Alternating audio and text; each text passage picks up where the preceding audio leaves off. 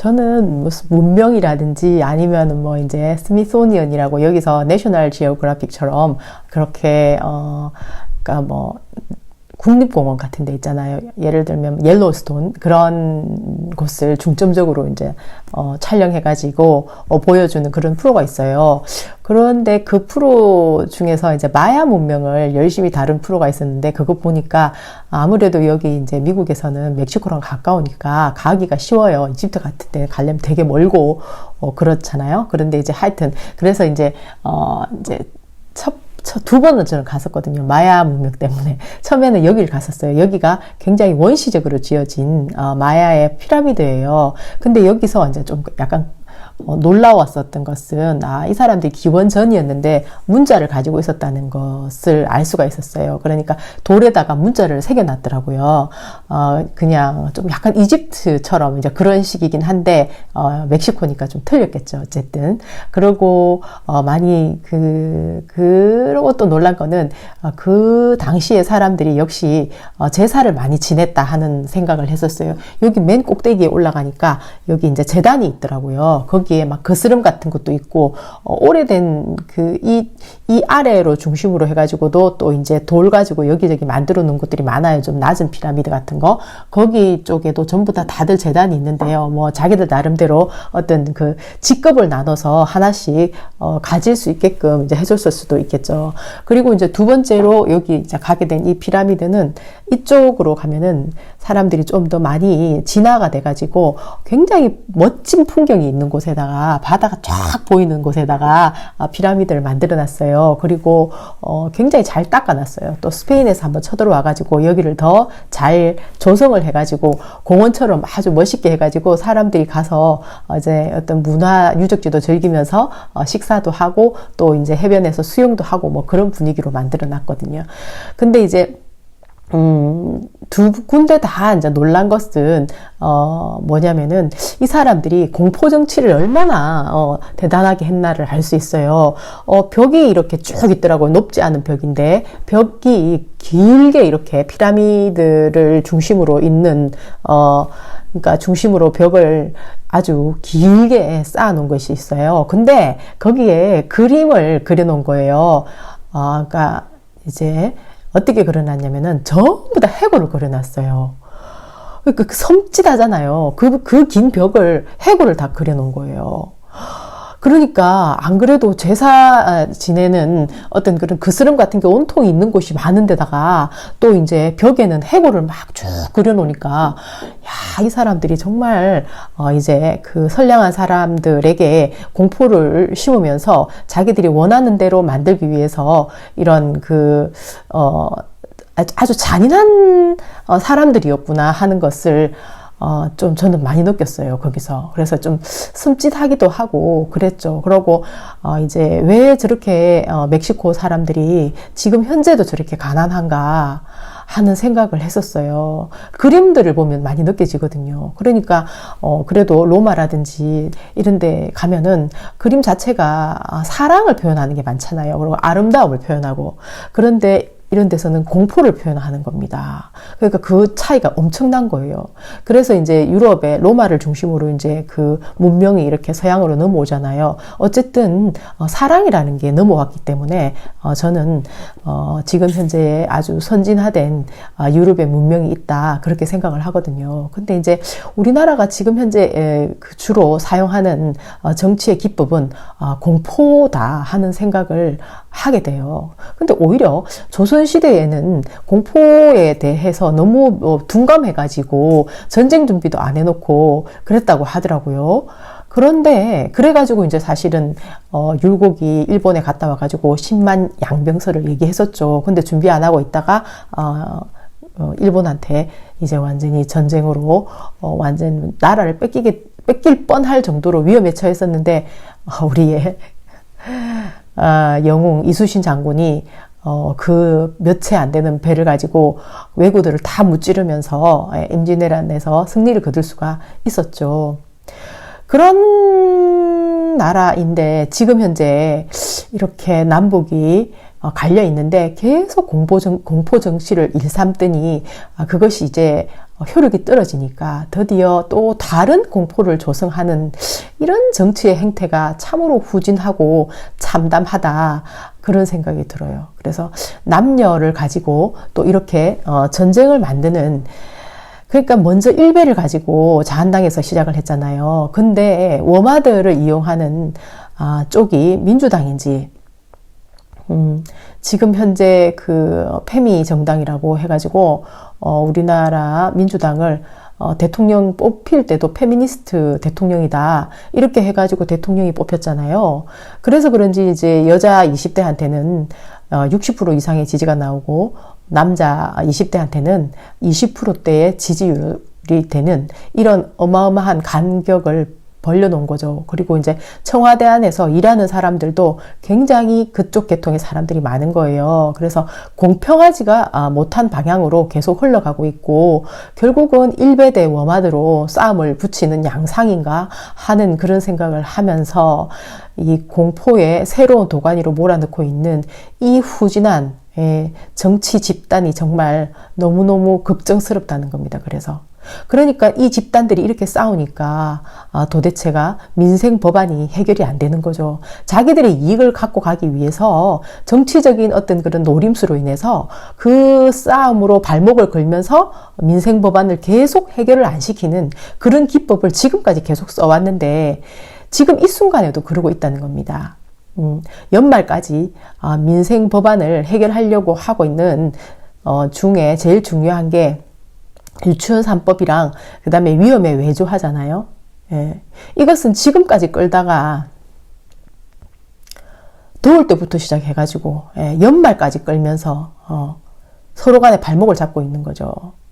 그러니까 지금 발목을 뭘로 잡았냐면은 이제 제일 중요한 게 지금 사람들이 촛불을 들고 청와대까지 간 그 위험에 외주하잖아요.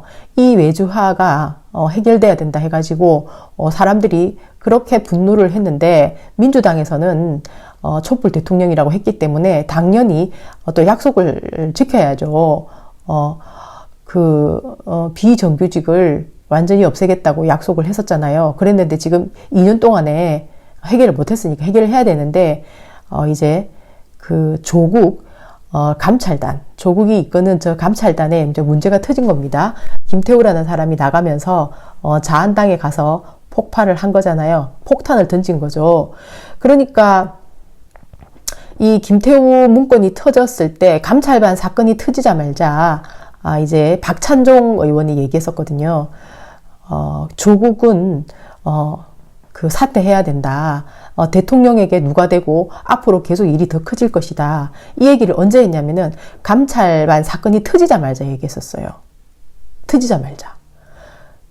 그러니까 한꺼번에 사람들이 막 이제 술 마시고 막 폭행하고, 그 다음에 이제 김태우가 요런 짓거리 했다 해갖고 세 개 한꺼번에 주르륵 터졌을 때, 그때 이제 앞으로 큰일이 닥칠 수가 있으니까 빨리 조국은 사퇴를 해야 된다. 대통령에게 부담을 주지 말고 빨리 사퇴를 해라고 이제 그 말씀하셨어요.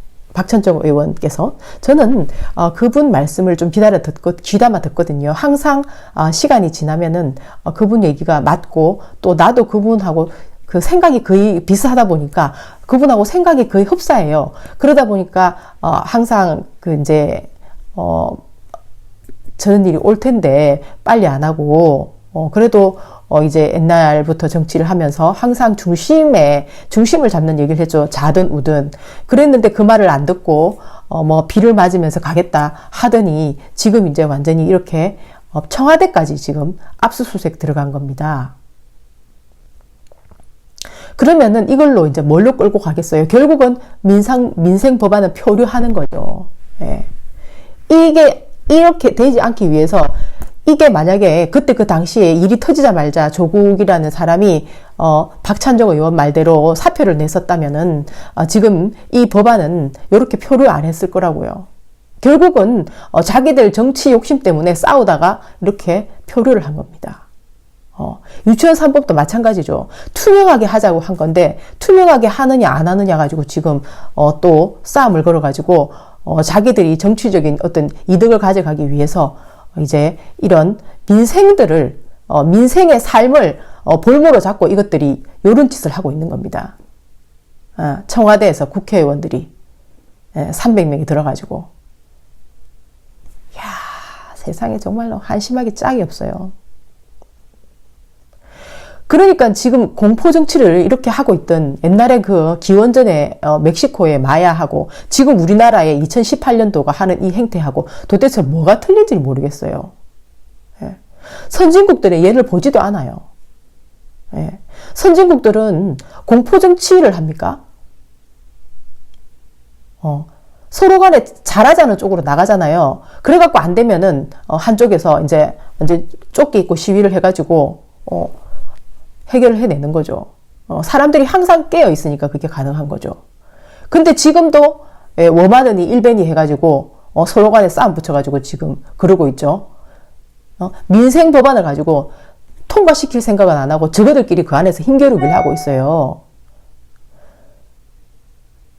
민간인 사찰 의혹은 청와대에서 옛날에 뭐 완전히 무슨 탄핵감이다 이렇게 큰 소리를 쳤기 때문에 지금 여기 또 발목이 잡히는 거 아닙니까? 어쨌든 자한당도 나쁜 것들이지만은 빌미를 제공한 것도 지금 조국이라는 사람이 빨리 털었어야 되는데 못 털고 나가다 보니까 이렇게 된 거 아닙니까? 도대체 뭐 때문에 민정수석은 2년 했으면 됐지 왜 계속 해야 되는 거죠? 민정수석을 왜 굳이 할 필요가 있나요? 그 안에 그렇게 문제가 일어나가지고 지금 민생이 지금 해결이 안 되고 있는데 그냥 그때 그 당시 빨리 옷을 벗든지 아니면 지금이라도 옷을 벗든지 하지. 임종숙도 마찬가지고 맨날 그래가 결국은 지금 문재인 대통령한테 오히려 해가 돼가지고 이제 완전히 뭔지 내임덕이 빠진 것 같지 않아요? 청와대를 이렇게 기습한 건 아니지만 어쨌든 압수수색을 했다는 것 자체가 굉장히 이제 적폐청산도 힘들어질 거다 하는 생각이 드는 거죠. 뭐 지금까지도 별로 한 것도 없지만은 거기다가 남북 문제도 제대로 안 풀리고 이래 되면 이제 어떻게 되는 거죠? 거기다가 김진표가 지금 다시 또 자기가 뭐 총리가 되면 좋겠다는 식으로 하면서 이재명에 대한 공격을 하던데요. 이것은 내가 볼 때는 지금 단단히 지금 청와대가 레임덕에 빠졌다 하는 생각이 드는 거죠. 예, 김진표 같은 저런 삼성 엑스맨이 이제 드디어 본색을 드러내는 거죠. 삼성에 내가 엑스맨이야. 지금 문재인 정부는 이제 힘이 없으니까 나를 어떻게 해봐. 이런 거 아닙니까? 완전히 위험에 빠졌다 하는 생각이 드는 겁니다. 그런데 요즘에 이제 과간인 것 중에 하나는 뭐냐면은 정두원이라는 사람이 계속 나와서 헛소리를 찌끄리는 겁니다. 예, 유시민하고 이낙연이 이제 싸움을 해가지고 둘 중에 한 명이 대권 후보가 될 거다 이런 얘기를 하는 거예요. 그건 이제 정두원이 그리는 그림이에요. 그거는 내가 볼 때는 이제 일식집 차렸는데 거기 이제 정치꾼들이 저그 집에 가가지고 전부 다 사바사바 하도록 하기 위해서 혹은 뭐 또 이제 문재인 대통령이 지금 현재 이제 지지율이 빠지게 되면은 그 노빠 중에 한 명이 어떻게든 돼야 된다 이러면서 이제 그 사람들의 세력을 끌어모으기 위해서 이제 그러겠죠. 하지만은 사람이 중요하죠. 이 사람의 인성이 중요한 거지 무조건 하고 노빠라고 됩니까? 예? 사람의 인성을 한번 볼까요? 지금 이 문재인 대통령이 아니라 유시민이 이제 어디 대학교에 가서 강의를 하면서 이런 말을 했다는 겁니다. 이제 우리나라가 다수결을 중요하게 생각을 한다면은 그것은 좋은 건데 다수결로는 뭐든지 할 수가 있다. 그러면서 이제 미국이 지금 주가 50개 주거든요. 근데 미국의 다수결로 해서 사람들이 원하면은 미국의 주가 미국의 한 가지 주로 그러니까 미국의 50주니까 51개 주나 52주로 사람들이 찬성을 하면 될 수도 있다. 이렇게 얘기했다는 겁니다. 우리나라를. 정신 빠진 사람 아니에요. 나라를 팔아먹으려고 그러는 거예요. 근데 진짜 황당해가지고. 아니, 근데 저런 사고를 가지고 있는 사람이 있잖아요. 예, 지금 대통령 후보감이라고, 정두원이가 저렇게 말하는 것은, 삼성에다가 나라 팔아먹는 꼴하고 똑같은 겁니다. 그러니까. 지금 삼성 때문에, 우리나라가 완전히 IMF도 터진 데다가, 비정규직 문제로 이렇게 사람들이 그냥, 눈물 그냥 이렇게 호소하고 있어도 해결이 안 되고 있는 거 아닙니까? 근데 보면은 미국에 푸에르토리코라고 있어요. 푸에르토리코. 거기는 지금 현재 사람들이 미국에 주로 편입을 하자 말자 자기들도 막 이렇게 막 그 다수결로 그러고 있어요. 그러니까 또 이제 좋다는 쪽도 있고 안 좋다는 쪽도 있고 이래가지고 이제 정확하게 이렇게 입장이 정리된 건 아니에요. 그렇지만은 푸에르토리코는 굉장히 미국이랑 가까운 그런 분위기가 있죠. 어쨌든 저는 가보진 않았는데요. 비자라는 프로가 있어요. 비자 푸드라고 이상한 음식 해가지고 푸에르토리코 이렇게 나오는 거 보면은 되게 이제 좀 나라가 조금 가난하거든요. 가난한 나라인데, 이제, 그러니까 여기도 좀 부패가 많을 거 아닙니까? 그러니까, 거기서도 저것끼리 이제 미국에 붙는 쪽, 반대쪽 이래가지고 싸우는 거죠. 예, 그리고 또 이제, 캐나다도 미국하고 이렇게 접경이 돼 있거든요. 그래서 내가 그때 글레이셔를 갔다가, 거기서, 국경을 넘어가지고, 뭐, 이렇게, 차로 넘을 수 있으니까요. 바로 막 가까우니까. 넘어가지고 이제 그 국립공원 글레이셔가 이제, 로키 산맥이라는, 그 안에 국립공원 안으로 들어갔었거든요. 거기 들어가게 됐는데, 이렇게 이제 음식은 좀 비슷해요. 그런데 아무래도 좀 이렇게 그 차이가, 나요. 많은 부분에서 미국이랑. 근데 이제 퀘벡이라는 프랑스어를 쓰는 곳이 있는데 거기 가면은 굉장히 유럽풍 느낌이 나고 해서 많이 이제 여기저기 캐나다도 틀리죠, 분위기는. 근데 이게 국경 지역에 있는 그런 곳에서는 어떤 그런 이제 얘기가 되고 있겠죠. 아무래도 그 영어를 쓰고 있는 쪽이고 또 뭐 많은 부분에 있어서 서로 간에 그 TV 프로 같은 것도 닮은 거 하는 경우가 있거든요. 그거 푸드 네트워크라고 있어요. 그것을 이제 여기서도 하는데 찹트라고 있거든요. 그것을 그대로 캐나다에서 가져가 가지고 하는 그런 방송도 있어요. 근데 이제 두 개가 다 나오거든요. 그러면은 아주 캐나다적인 느낌과 미국적인 느낌이 엄청 틀려요. 그 진행하는 것도 보면은. 그런데 하여튼 가까워서 이제 어떤 그런 분위기가 양쪽에서 형성되는 거는 그럴 수도 있다. 뭐 하고 아니 우리나라하고 미국하고 길이 얼마나 차이가 나는데 그리고 우리나라를 남북이 통일을 해가지고 저런 북유럽처럼 있잖아요. 만들 수가 있잖아요. 그렇게 정치를 잘하면은 이재명 도지사님이 말하는 방법으로 하면 그게 가능하거든요. 그렇게 해서 나라를 독립을 시켜서 완전히 멋있게 만들 생각을 안 하고 미국이 첫 번째나 두 번째 주가 될 수 있다 이런 얘기를 하고 있단 말입니까? 이 사람이. 진짜 보면 볼수록 이 사람이 너무 입이 방정이라서 그런가. 근데 생각이 굉장히 이제 일관되지가 못하니까 말이 실수가 많은 거예요. 그러니까 생각이 항상 일관되면은 말 실수라는 게 별로 될 일이 없어요.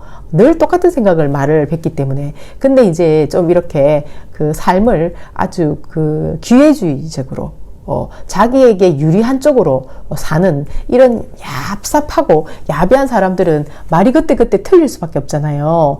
편의에 따라서 계속 틀리다 보니까 이런 말을 하는 건데, 자기는 또 이제, 그럴 수도 있지라고 말하겠죠. 하지만 그것은 나라 팔아먹는 얘기랑 똑같다. 남북이 통일을 하고 국력을 키워서, 완전히 덴마크나 스위스 같은 저런 나라를 만들기 위해서 노력을 해야지 무슨 헛소리를 하고 있는 겁니까 지금 도대체가. 유시민이라는 사람이 정말 볼수록 진짜 정말 끔찍해요 진짜. 왜 그렇게 역사학자인 최상천 교수님하고 이 김갑수 이분하고 두 사람은 유시민 하면 치렀던지 알 것 같더라고요. 역사를 아는 사람은 정말 그럴 수밖에 없겠어요. 이런 기회주의자는 나라를 망쳐. 완전 남한테 갖다 팔 생각을 하고 있으니까 옛날에 일제시대 때 같았으면 일본에 팔아먹자고 할 판이죠. 무서워요 진짜. 저는 유시민이 너무 갈수록 아주 공포스럽다는 생각이 들어요. 그래서 우리가 현명해져야겠죠. 예. 우리나라를 독립적으로 멋있는 나라를 키울 연구를 해야지 이런 헛소리 하고 있는 사람은 절대로 안 됩니다. 예. 화이팅! 바이!